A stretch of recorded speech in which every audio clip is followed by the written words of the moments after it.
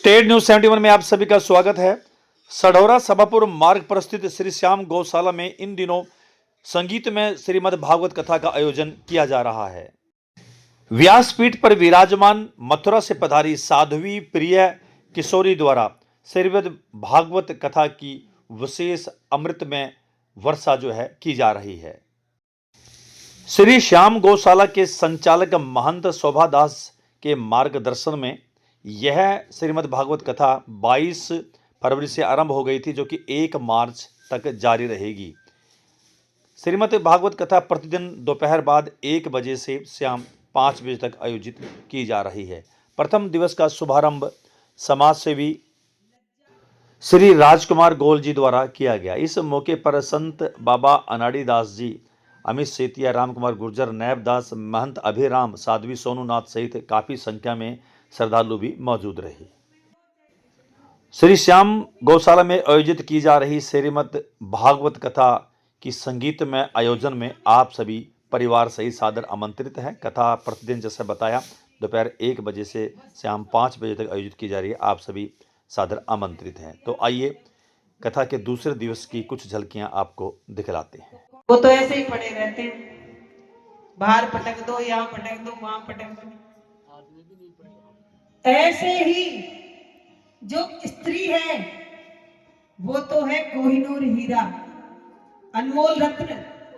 उसे पर्दा करना चाहिए, लज्जा करनी चाहिए, क्योंकि लज्जा स्त्री का गहना है। और स्त्री की सुरक्षा करना घर के पुरुष की जिम्मेदारी है, चाहे वो पति रूप में हो, चाहे भाई रूप में हो, चाहे पिता रूप में हो, चाहे मित्र रूप में हो, चाहे जो भी हो। सुखदेव स्वामी श्री सूत जी महाराज वर्णन करते हैं कि स्त्री को उन्होंने एक वस्तु समझ करके जुआ में रख दिया, और जब द्रौपदी को हार गए तो कौरवों के राजकुमार दुशासन ने, दुर्योधन ने दुशासन से कहा कि जाओ और द्रौपदी को केस पकड़ करके खींच के लाओ और ला करके उसे नंगा करके वस्त्र हीन करके मेरी जंघा पर बिठाओ। इतना अपमान, और वो भी काली का अवतार। एक बात और है, स्त्री के अंदर 9 रूप होते हैं। पहला कन्या होती है तो कन्या पूजन करते हैं, मां दुर्गा का, देवी का रूप होती है।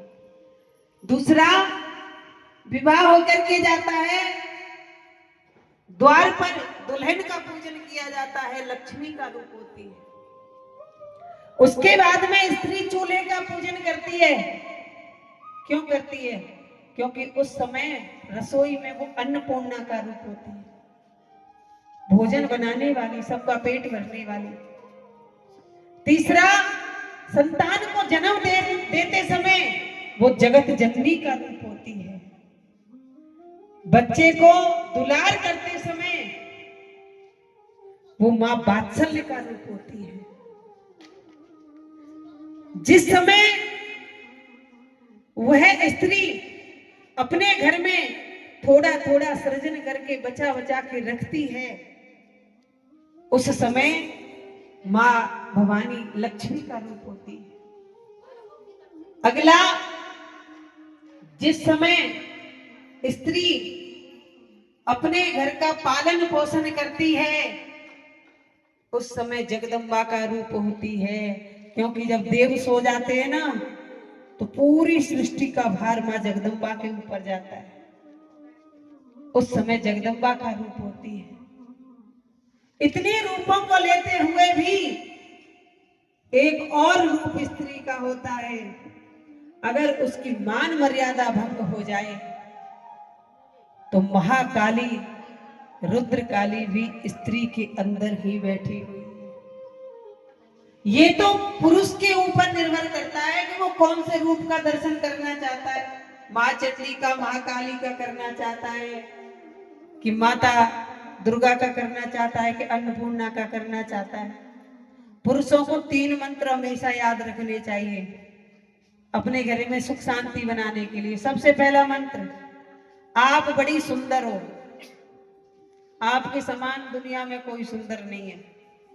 दूसरा, आप बड़ी समझदार हो, आपके जैसी तो हमारे पूरे मोहल्ले में कोई समझदार नहीं है, पूरे गांव में नहीं है। और तीसरा, आप भोजन बड़ी स्वादिष्ट बनाती हो, चाहे नमक कम हो चाहे ज्यादा हो, खा जाओ आंख मीच के बस कह दो, भोजन बड़ा स्वादिष्ट बनाती हो। घर में सुख शांति रहेगी, कभी भी क्लेश हो नहीं सकता। अब ये तो आपके ऊपर निर्भर है, उसकी कौन सी वाली शक्ति को आप जागरूक कर रहे हो। अब आपने जागरूक करी काली मैया वाली शक्ति, आपने उनसे कटु वचन बोले और वो बन गई भवानी। फिर तो महाराज भोलेनाथ, जिनसे काल भी डरता है, वो भी काली के चरणों में आकर के पड़े, तब जाकर के काली को होश आया। तो इसलिए पुरुष के ऊपर निर्भर करता है कि कौन सा रूप देखना चाह रहे। सुखदेव श्री सूत जी महाराज कहते हैं कि जब द्रौपदी को लाया गया केस पकड़ करके, तो उस सभा में बड़े बड़े योद्धा बैठे थे। द्रौपदी ने सोचा, इतने बड़े बड़े योद्धा बैठे हैं, मेरा तो कोई कुछ नहीं बिगाड़ सकता। द्रौपदी सबसे पहले अपने पतियों की तरफ देखती है। जब पति नीचे की ओर गर्दन डाल लेते हैं, झुका लेते हैं, तो फिर द्रौपदी अपने जो पूर्वज बैठे हैं, पितामह भीष्म, द्रोणाचार्य, कृपाचार्य, उनकी तरफ देखती है। वह भी नीचे की ओर गर्दन झुका लेते हैं।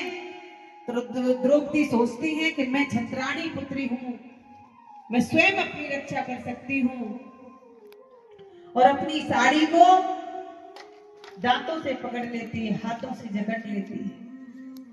लेकिन दुशासन जब जोर से खींचने लगता है, द्रौपदी असहाय होने लगती है।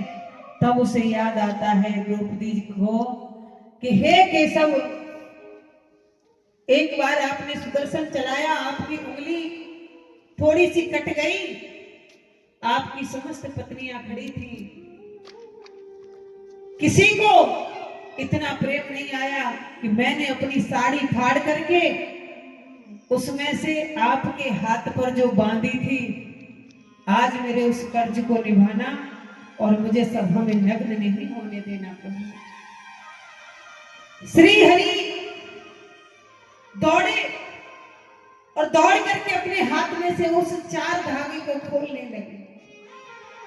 इसलिए कहते हैं भगवान को जो आप देते हो उसका 100 गुना होकर वापस मिलता है, ये सत्य बात है।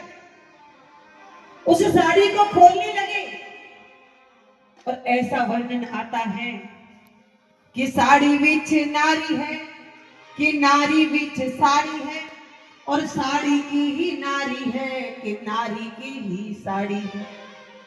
पता ही नहीं चला कि द्रौपदी के अंदर से इतनी साड़ी प्रकट हो गई कि दुशासन खींचते खींचते थक गया, बेहोश होकर गिर पड़ा, लेकिन द्रौपदी को नग्न नहीं कर पाया। द्रौपदी श्राप देना चाहिए कि मैं तुम्हें श्राप देती हूं, तो गांधारी ने रोक दिया। महाभारत का एक ये भी कारण है कि पति यदि किसी भी कारण अंधा हो जाए, नेत्रहीनता यही नहीं है कि आपको आंखों से दिखाई नहीं देता। कुछ लोग आंखों से अच्छा भला देखते हैं और फिर भी मद के मारे अंधे हो जाते हैं, घमंड के मारे अंधे हो जाते हैं। तो आपने देखा होगा इस संसार में जितने भी रिश्ते हैं, किसी के आगे धर्म नहीं लगा हुआ। कोई कहता है धर्म की माँ, कोई कहता है धर्म बहन, कोई कहता है धर्म भाई, नहीं कहता। क्या कहते हैं? धर्म पत्नी। पत्नी के सामने धर्म इसलिए लगाया है कि यदि पति किसी भी कारणवश मद में, मोह में, काम में, क्रोध में अंधा हो जाए, तो पत्नी का कर्तव्य है अपनी आंख गांधारी की तरह बांधनी नहीं है। अरे तुमको मद में नहीं दिख रहा, मुझे दिख रहा है, ये हमारा धर्म नहीं है, पत्नी को रोकना चाहिए, ये हमारे कर्तव्य से, हमारे धर्म से परे है और हम इसे बिल्कुल नहीं करेंगे। जहां तक पत्नी की सामर्थ्य हो रोकना चाहिए पति को अधर्म से, क्योंकि पत्नी के सामने एक ही ऐसा रिश्ता संसार में बनाया है कि जिसके साथ धर्म लगा हुआ है। तो धर्म पर आपको पतियों को चलाना ये आपका कर्तव्य है, आपका धर्म है, क्योंकि आप धर्म पत्नी को। श्री सूत जी महाराज कहते हैं उसी समय द्रौपदी ने ये प्रण कर लिया कि दुष्ट दुशासन के रक्त से जब तक मैं अपने केसों को नहीं धो लेती मैं अपने केसों को बांधूंगी नहीं। और इस प्रण को पूरा करने के लिए भगवान ने महाभारत करवाया। फिर भी धर्मराज युधिष्ठिर ने इतने अत्याचार सहन किए, लक्षागृह में अग्नि लगाकर जलाकर मारना चाहा, अज्ञातवास हो गया, अनेकों वर्षों तक अज्ञातवास में रहे। और अज्ञातवास में रहते हुए भटकते हुए वन में भगवान ने कहा, ऐ पार्थ चादर तान कर सोता रहेगा कब तलक, उठ खड़ा हो देख दुश्मन की ललकार को। अरे तुम क्षत्रिय हो और युद्ध से भाग रहे हो, ये तुम्हारी वीरता नहीं है। वैसे भी हमारे बुजुर्ग कहते हैं कि जग जोरू जमीन या तो जोर की नहीं किसी और की। तुम क्षत्रिय हो, लड़ो, अपमान का बदला लो और अपनी जमीन को वापस लो, अपने स्थान को वापस लो। फिर भी धर्मराज युधिष्ठिर जी ने शांति दूत बना करके अंतिम बार भगवान श्री कृष्ण को भेजा। जब भगवान श्री कृष्ण हरिओम हरिओम शांति दूत बन करके गए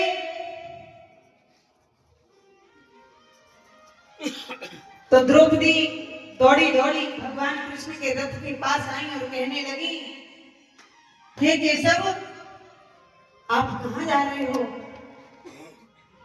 बोले आपको नहीं पता, शांति के लिए जा रही है, शांति की स्थापना हो जाए। द्रौपदी क्या मांगती है कृष्ण से, हे सखे मैं शांति नहीं युद्ध चाहती हूं, क्योंकि जो मेरा अपमान हुआ है वो शांति से नहीं उसकी ज्वाला युद्ध से खत्म होगी। भगवान शांति दूत बन करके गए, दुर्योधन की सभा में खड़े हुए, दुर्योधन से कहा कि सिर्फ 5 गांव दे दो पांडवों को, 5 गांवों में से ही वो अपना जीवन यापन कर लेंगे। लेकिन